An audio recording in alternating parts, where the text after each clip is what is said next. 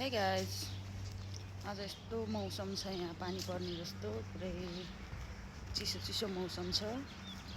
अनि चिसो मौसमसँगै म आज मेडिकल जाँदैछु। आज मेरो फर्स्ट एपोइन्टमेन्ट छ।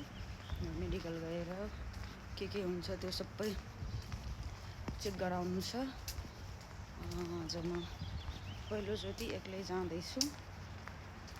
कस्तो यहाँ एक्लै जान पनि अलिकति ठाउँ थाहा नपाएर अर्कै लाग्छ क्या, डर जस्तो लाग्छ। अब म मेडिकलमा गएर आज मेरो के समस्या छ सबैमा चेक गराउँछु। अहिले यहाँ म गाडी ओभर गरेछु, गाडी कुरिरहेको छु। यही घरको अगाडि हो। हेर्नु होला है, म आज सबै के गर्छु सबैको भ्लग बनाउँछु। साथीहरू, यहाँ त अब मेडिकल चेकअप गराउनको लागि मै नै कुर्नुपर्छ। हाम्रो नेपाल जस्तो छैन, के भयो भने मेडिकल खुरुरु डग्रो डक्टरलाई भेट्यो अनि चेक गरायो, त्यस्तो हुँदैन। यहाँ त अब सुरुमा एपोइन्टमेन्ट लिनुपर्छ। अब उनीहरूको स्केड्युल अनुसार एपोइन्टमेन्ट दिन्छन् र एपोइन्टमेन्ट दिइसकेपछि अब 10 दिन 15 दिन कति दिन लाग्छ त्यही अनुसारको दिन्छन्। अनि त्यसपछि त्यो कुर्नुपर्छ कति दिन हो कि त यहाँ फुट्लुक बढी नै बिरामी भएर इमर्जेन्सी कुर्नुपर्छ, नभए त अलिअलि सामान्य केही छ भनेपछि त एपोइन्टमेन्ट पाउनै गाह्रो हुन्छ क्या। त्यो पनि पायो भने पनि 1-2 महिना पछि 6 महिना पनि लाग्दो रहेछ गरे। मलाई त एकदमै गाह्रो भएको छ। अनि छिटो दे भन्दाखेरि 2 हप्ता कुरायो मलाई। अब यस्तै छ यहाँ, के गर्ने। मेडिकल गर्न पनि कति गाह्रो छ क्या, यहाँ चेकअप गराउन पनि। 10:45 को एपोइन्टमेन्ट छ। अहिले 10 बजिसकेको छ। स्टिल म अझै गाडी कुरेर बसिरहेको छु। उबर अझै 1 मिनट लगाइरहेको छ। अब यहाँबाट आयो भने फेरि 5-10।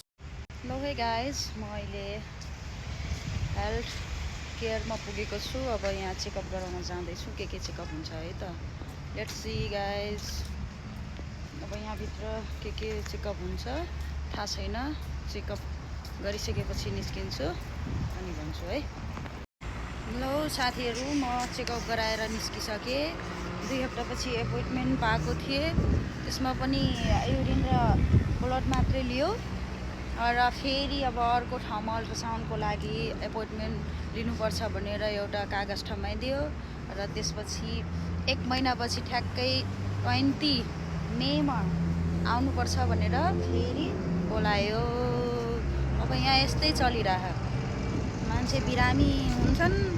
अब 1 महिना 2 महिनापछि एपोइन्टमेन्ट आउँछ। अब अल्ट्रासाउन्डको ठाउँमा गर्न जानुपर्छ। यहाँ ब्लड र युरिन मात्रै लियो। त्यसपछि अब यहाँ त्यही रिपोर्ट लिन चाहिँ 1 महिनापछि बोलाउँछ। अब त्यहाँ अल्ट्रासाउन्ड गरिसकेपछि त्यहाँ के रिपोर्ट आउँछ त्यो कलेक्सन गर्छन् यिनीहरू। अनि कलेक्सन गरिसकेपछि फेरि बोलाउँछन् र मलाई चाहिँ अब 1 महिनापछि बोलाएको छ।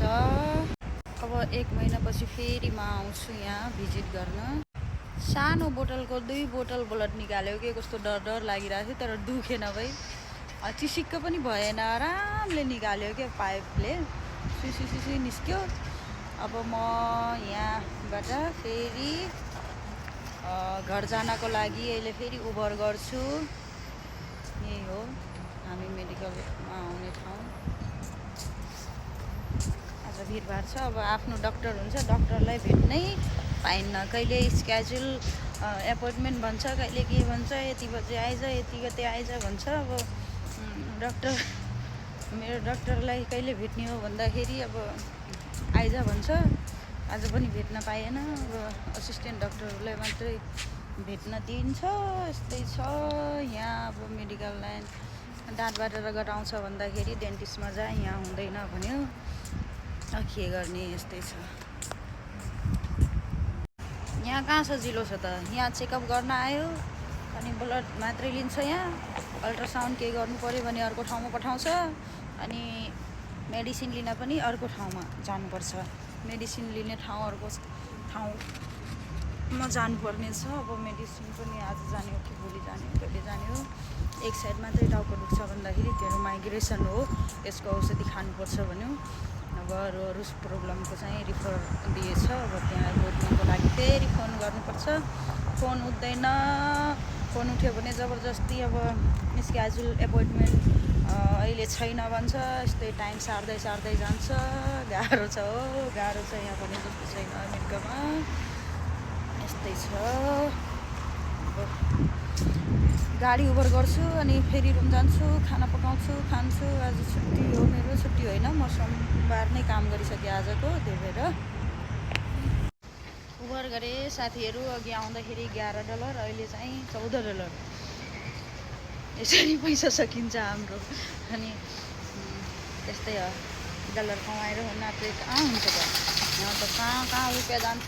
$1, $2, $1, $2 हुँदै गएको थाहै हुन्न क्या। अब यहाँ आजै म यहाँ आउँदा जाँदा मेरो लगभग $30 सक्यो। घन्टामा $20 कमाइन्छ अनि एकछिनमा $30 जान्छ भनेपछि अनुमान गर्नु न कति के कसरी म्यानेज गर्नुपर्छ भन्ने कुरा। त्यो त म्यानेज गर्नेलाई मात्रै थाहा छ गाइस। त्यही भएर यहाँ एक्सपेक्टेसन भर्सेस रियालिटी एकदमै डिफ्रेन्ट भएको कारणले गर्दाखेरि त्यस्तै छ, म्यानेज गर्नुपर्छ बहुत कुरा। ल गाइज म पुगेँ अब घरमा। उबर गरेको उबरवाला मान्छे यस्तो मस्केर दिमाग खराब गरेको थियो यार। नम्बर मागिरहेको थियो। मलाई त अलिअलि डर पनि लागिरहेको थियो। सो बोल्छ, सो अलिअलि बोलिदिएको त तेरो इङ्ग्लिस धेरै राम्रो छ भन्छ यार। मलाई त यस्तो हाँसो लाग्यो। अब म रुम पुगेँ।